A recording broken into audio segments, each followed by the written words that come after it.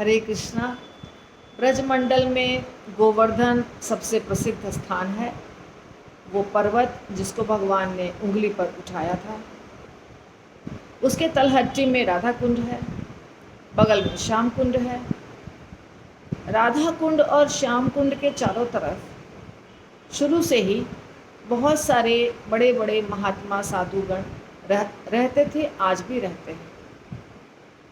तो हमारे गौड़ीय वैष्णव के महान गोस्वामी रूप गोस्वामी भी वहाँ रहते थे, भजन करते थे। एक दिन एक वृक्ष के नीचे, जिसे हम इमली तला कहते हैं, इमली और तला यानी वृक्ष, वहाँ वो बैठे हुए थे, नाम का जप कर रहे थे।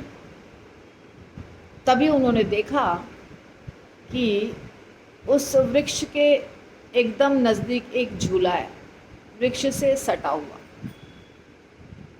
तो रूप गोस्वामी दर्शन करने लगे, वहाँ और कोई नहीं था। वो झूले का आकार ऐसा था कि एक व्यक्ति सामने और एक उसके सामने, दोनों आमने सामने बैठ सकते हैं, ऐसा झूला बना हुआ था। तो रूप गोस्वामी दर्शन करने लगे, अचानक झूला कहाँ से आ गया। फिर उन्होंने देखा कि राधा रानी आई, कृष्ण आए और बहुत सारी सखियाँ आई, गोपियाँ, मंजरियाँ इत्यादि। अब रूप गोस्वामी देख रहे हैं कि चलो देखें, अब राधा कृष्ण का दर्शन हो रहा है, अब देखते हैं क्या करेंगे दोनों। भगवान बैठ गए झूला पे। राधा रानी को कहा आप भी बैठिए।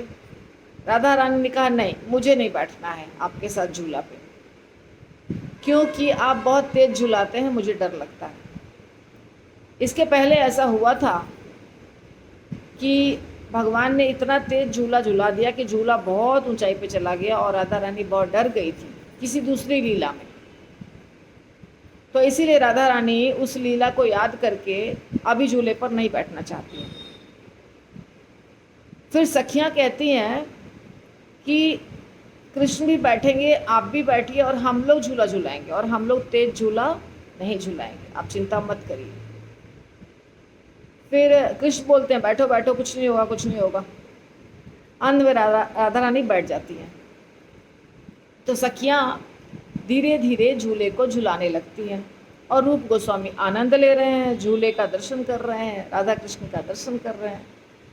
अगर हम शुद्ध भक्ति करते हैं तो दर्शन होता है। लोग क्वेश्चन पूछते हैं ना, आप देखिए रूप गोस्वामी शुद्ध भक्त थे।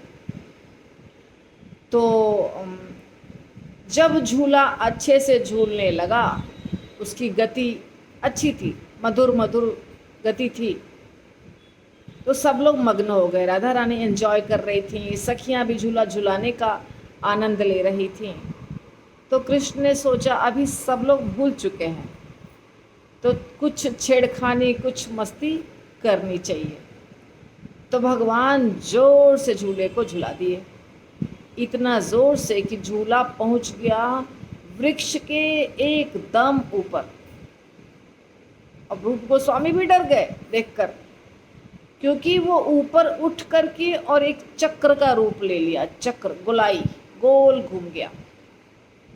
जैसे ही वो गोल घूमा और ऊंचाई पर, एकदम टॉप वृक्ष के ऊंचाई पर, तो राधा रानी जोर से चिल्लाई झूले को नीचे उतारो। पर कृष्ण कुछ नहीं कर रहे हैं, वो सिर्फ मुस्कुरा रहे हैं। राधा रानी डर के मारे कृष्ण को पकड़ ली, क्योंकि गिरने का डर था। लेकिन झूला फिर नीचे आ गया अपने आप, ऊपर के बाद तो नीचे ही आता है झूला। रूप गोस्वामी जब ये दर्शन किए कि झूला एकदम ऊपर जाके गोलाई में घुस गया, तो वो बेहोश होकर गिर गए। जब वो बेहोश हो गए तो थोड़ी देर के बाद उन्हें होश आया। जब होश आया तो वहाँ कृष्ण भी नहीं थे, राधा रानी भी नहीं थी, सखियाँ भी नहीं थी, पर झूला था। और वृक्ष के जिस डाली से झूला लगा हुआ था, वो डाली टेढ़ी हो गई थी।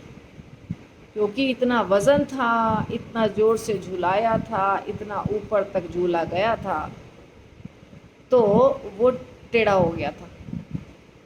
रूप गोस्वामी ध्यान से बाहर निकले और याद करने लगे क्या क्या हुआ, क्योंकि बाहर के जो लोग हैं वो कुछ नहीं देखे।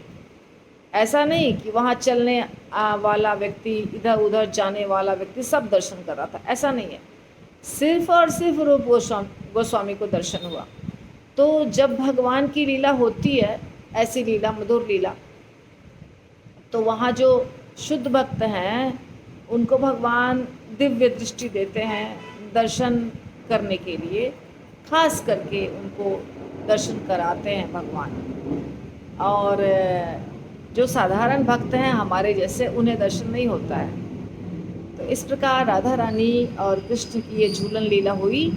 और आज भी उस स्थान का दर्शन सारे लोग करते हैं, डिवोटीज जो जाते हैं परिक्रमा मार्ग में, राधा कुंड के परिक्रमा मार्ग में आपको वो दर्शन मिलेगा।